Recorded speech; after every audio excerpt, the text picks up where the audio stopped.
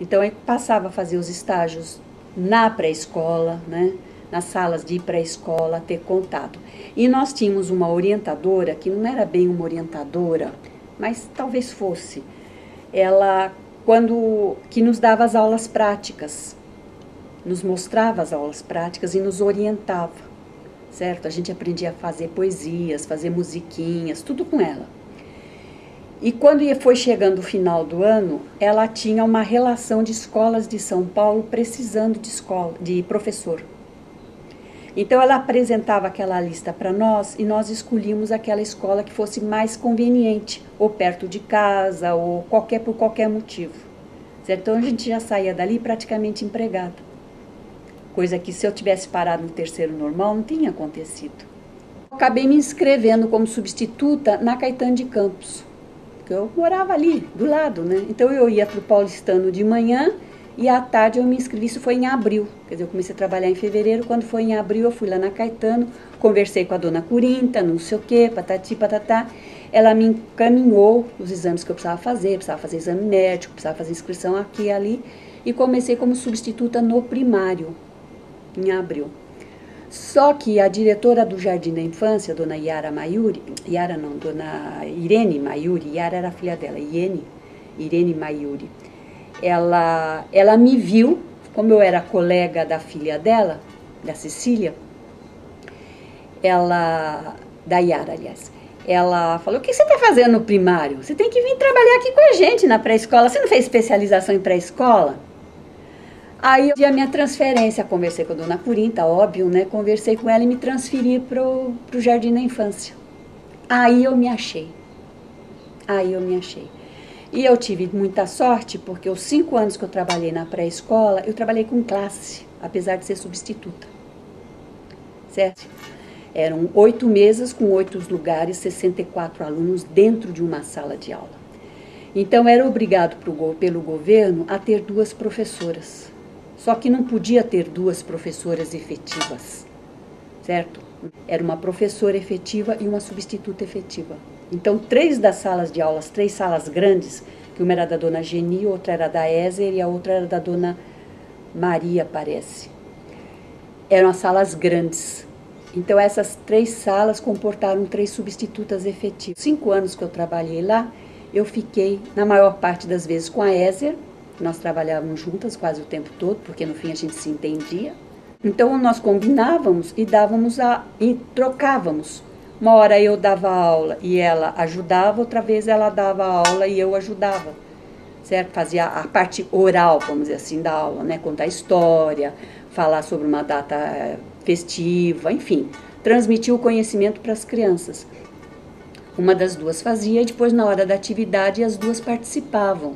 Olhando, corrigindo, fazendo. Na hora de fazer a fila era uma fila só, ia para o banheiro, ia para o pátio, ia para onde tinha que ir. Era sempre uma classe só com as 2. Na hora das festas também, era aquele aglomerado de crianças, 64 crianças, participando de uma roda, de uma festa, e as 2 tomando conta. Isso tanto na minha classe, que é a minha da ESA, como da Geni. Na época, se eu não me engano, era Geni e Nancy, e a outra eu acho que era Janete e Maria, não sei, não me lembro bem essa outra. Janete era professora de música, que as aulas de música eram dadas na classe da professora Geni, onde tinha o piano e os instrumentos. Mas quando tinha ensaio para as festas, que vai começar a Páscoa, um mês antes, né? Então as crianças iam, além de nós começarmos a dar as letras e as músicas para a criança em sala, certo? Depois eram reunidas todas nessa sala, onde tinha o piano e a Janete tocava, para as crianças cantarem todas juntas e haver aquela participação, se havia bandinha, se não havia, como é que era, qual a classe que ia cantar uma música, qual que ia cantar outra, era tudo feito nessa sala. E os instrumentos de bandinha eram aqueles infantis mesmo, né? Coquinho, pauzinho, triângulo, né? Reco-reco, tamborzinho, era o que as crianças usavam, né? A sala ambiente de audiovisual. Lá tinha os instrumentos, lá tinha os livros de história, tinha de fantoche, teatro, tinha tudo ali, certo? Que é onde as crianças iam também uma vez por semana a cada classe. Então, sim, as classes grandes eram divididas. Eu levava uma turma, depois a Ézer levava outra turma, enquanto isso a gente ficava fazendo um trabalho em sala. Ela dava Ela contava história, fazia teatrinho de fantoche, colocava as crianças em círculo para ler uma história, ou todas juntas, certo? Ia contando história, mostrando o livrinho, fazendo uma dramatização, ou as próprias crianças pegavam cada um livrinho para ler, enfim, eram atividades variadas. Como substituta, eu assumi essa sala por 2 anos.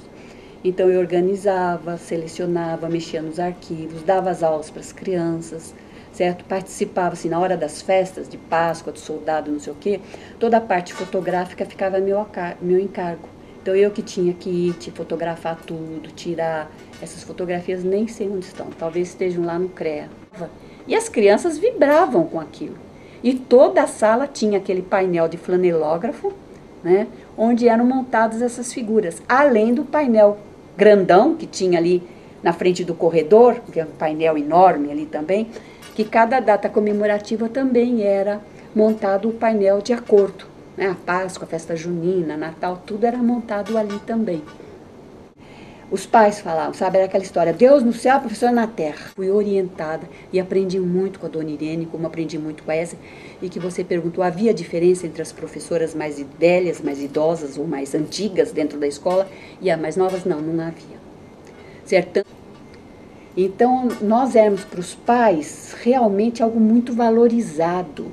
Dona, professora, sabe? Era um negócio muito importante. E nós tínhamos muita colaboração nesse sentido dos pais, deles nos apoiarem, deles estarem conosco, certo? A participação deles nas festas, quando precisava fazer fantasias, essas coisas, as mães estavam presentes, ajudando no que fosse possível. O que nós solicitávamos, nós éramos atendidas, porque havia uma participação muito grande deles. Nas festas estavam todos lá, pendurado nas escadas, em tudo quanto era lugar, você olhava, só dava pai, né? Porque era uma festa, meu filho ali participando, certo? Porque foi uma época excelente.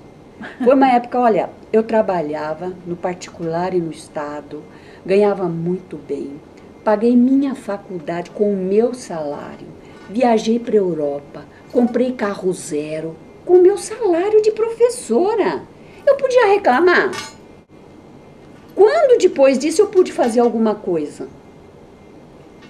Se eu tivesse que pagar uma faculdade 10 anos depois, eu não conseguia. Foi na década de 60. Foi na década de 60. Nós ganhávamos muito bem, tanto no estado quanto no particular. Então a Caetano foi para mim a minha vida, de uma certa forma, certo? O caminho da minha vida. Lá eu aprendi tudo que eu não aprendi dentro da minha casa. Porque na minha casa eu tive educação.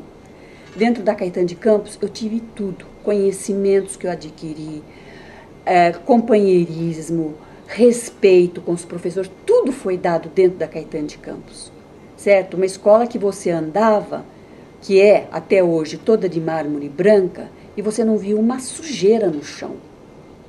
Porque ninguém jogava um papel no chão, ninguém sujava, certo? Aquilo era limpo, você respeitava aquilo como se fosse sua casa.